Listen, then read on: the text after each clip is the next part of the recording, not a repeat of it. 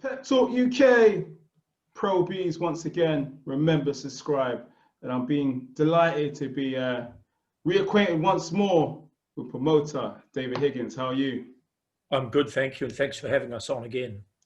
Yeah, we were just talking off air about how you showed me how to use Zoom. You know, last time I really mucked it up 2-3 months ago, but since then, I'm a regular Zoomer.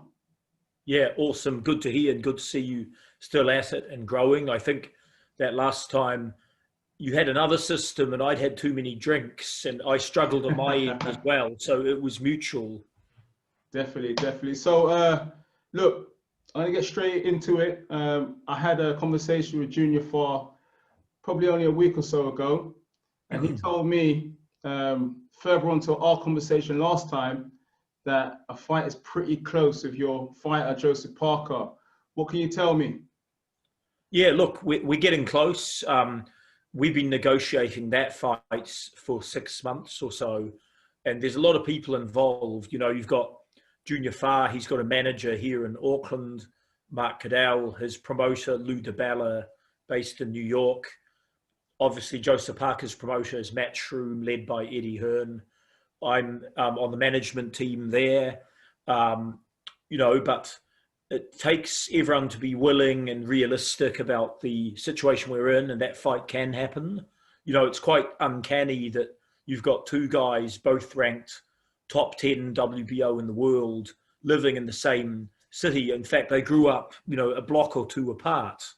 And so that's uncanny. So the fight should happen, but there's a lot of mouths to feed. And Matchroom have been pretty good. They'd like to see it happen and sort of helping out behind the scenes. So I'm optimistic that hopefully we can make it happen before the end of the year. Oh, brilliant. I know there was some financial, obviously you said there's a lot of mouths to feed, especially this pandemic, people weren't paying.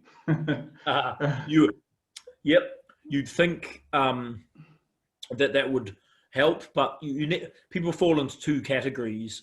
There's people that understand the economics of it and the fact we're in a pandemic and revenues might be less and are realistic and will therefore accept less money. I'm one of them. And then there's people that they don't really understand that and they want the same money or more money. And so, some guys, boxers, will choose to sit on the sideline and not fight for maybe 2 years. And then there'll be others that, like Dillian White, I guess, and Povetkin, who are realistic and took quite a good fight. And they would have both probably taken a pay cut to make that fight happen. And good on them for doing that, So look, I think we're close to a realistic deal, but it's not a deal till it's the contract signed. That's right. Until the ink actually touches that paper, it can never be finalized. Junior Farr and Joseph Parker is 2-2 from the amateurs. Just to decide in the pros that's needed. It's a dangerous assignment for Joseph, isn't it? Well, yes. I mean, Junior Farr, he's got a good head on his shoulders, and he seems to be one of those genuine, hardworking, humble young men. He's not the trash-talking type. We have respect for what he's achieved. Obviously, he has beaten Joseph Parker twice as an amateur. As a professional, he's unbeaten.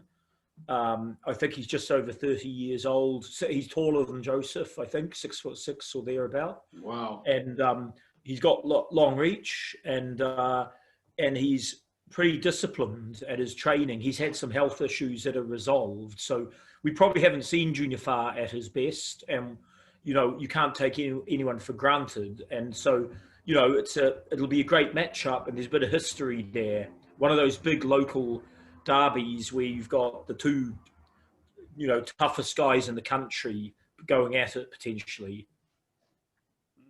Junior Farr, there were reports that him and his team were quite insistent on making sure that the gloves, checking if the gloves is all good. Yeah, well, look, much bigger fights than this have had disputes over gloves. Boxing, there's 100 and 150 years of history, the Queensberry rules. and there have been disputes about gloves in fights that turned over $1 billion. So it's silly stuff to think gloves would derail this fight. You know, it's boxing, not tiddlywinks. You know, we're not going to put them in big, puffy, you know, I mean, it's not amateur boxing, it's boxing. And there are certain brands of gloves that are accepted worldwide and licensed by the Nevada State Athletic Commission, by the British Boxing Board of Control, who are supposed to be best practice. These are acceptable gloves used by major professionals everywhere. And so we'll be looking to have the standard rules where each team selects their gloves, provided they're approved. Junior can wear the same gloves as Joseph if he wants to. And then those gloves are inspected properly by an independent official or referee to make sure on the night that there's no problem. And the opposition can watch the wrapping and all of that. Standard practice. But we're not going to have Joseph Parker handed some big, puffy balloon gloves that he's never used before just because Junior's camp feel better that way. All part of the fun and games. Hopefully that will get resolved real soon. Joseph Parker, you know, he's been talking about getting into the mix with the elite, you know, at the top of the tree, you know, obviously former world champion. Now he's been ranked number 3 in the WBO by the WBO, and Daniel Dubois shot over him. What do you make of Daniel Dubois shooting over Joseph Parker in the WBO rankings? Look, I think if you look at who they've fought and their track records, that Dubois hasn't walked a millimetre in Joseph Parker's shoes just yet. You know, Dubois is a tough guy, big punch, and I think he's got a lot of potential. But, you know, Joseph's a former WBO world champion. And so the only justification is the fact that Dubois has been busier. And, you know, we accept that. We're in the middle of a pandemic. Joseph's been champing at the bit to fight every 3 months or so, but has not had the opportunity. So it's obviously Dubois went above Joseph, even though he's unproven. Joseph did fight this year with a win by stoppage against Shaundell Winters. And Shaundell Winters is a great deal better than whoever Dubois beat.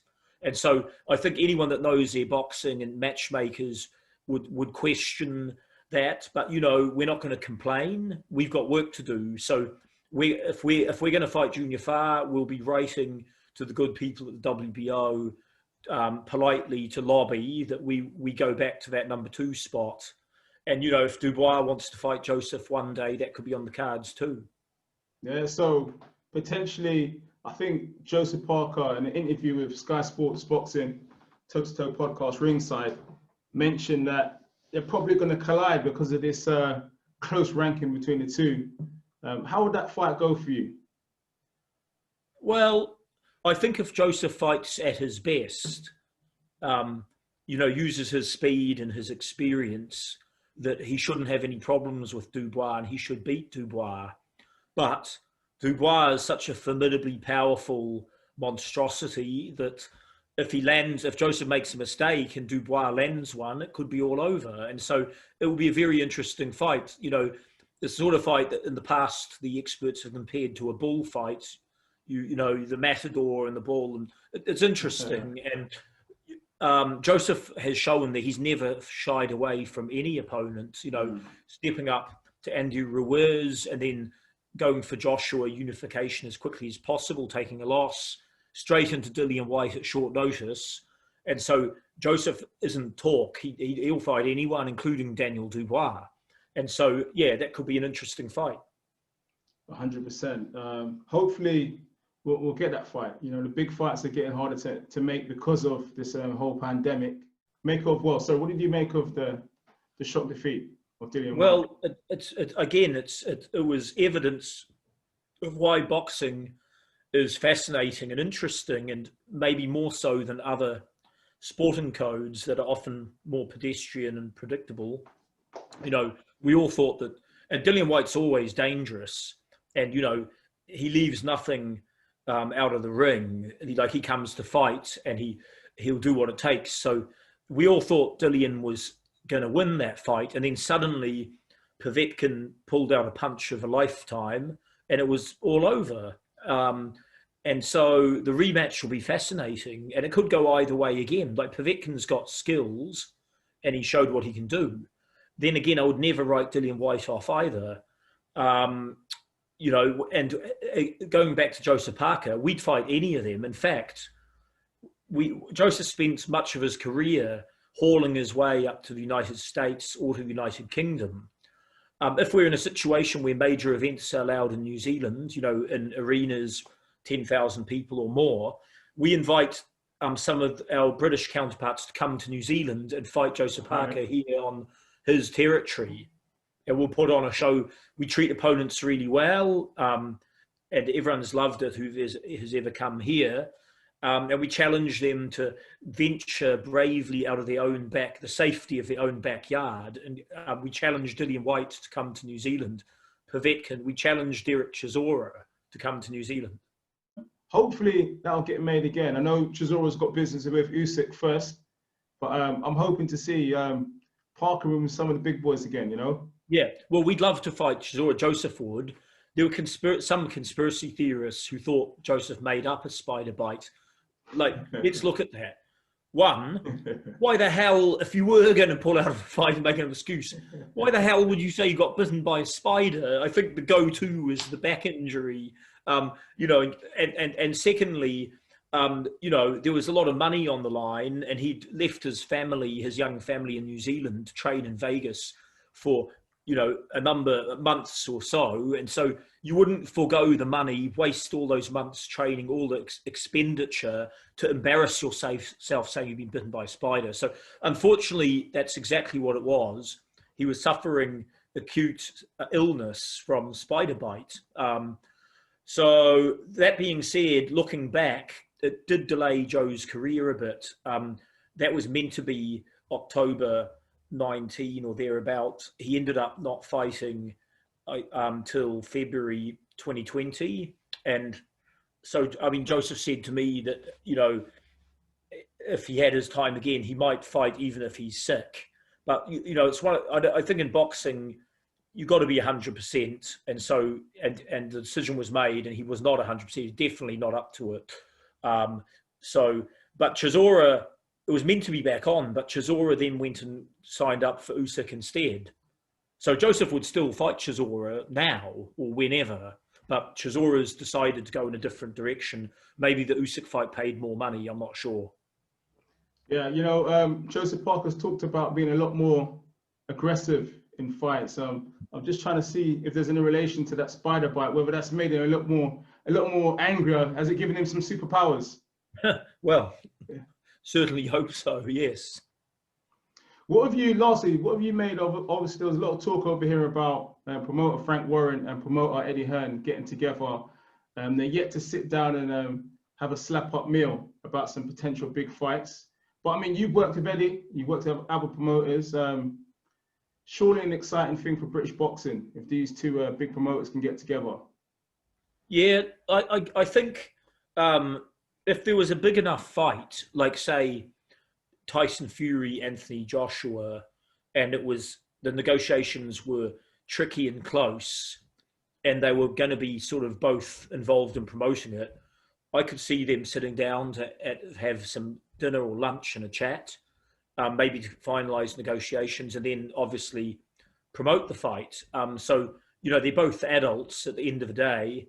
You know, Bob Arum was doing business with Don King for who knows longer than we've both been alive combined. And so, you know, never say never. I mean, Eddie Hearn's obviously the man of the moment. He's doing Matchroom are doing amazing things in the sport at the moment. And but yeah, exciting times to be in the heavyweight division. 100%. Well, we'd like to give a massive shout out to David Higgins. Hopefully boxing is back down under, and roll on boxing once more. Great. Hey, thank you. David Higgins, Pet Talk UK. Make sure you subscribe.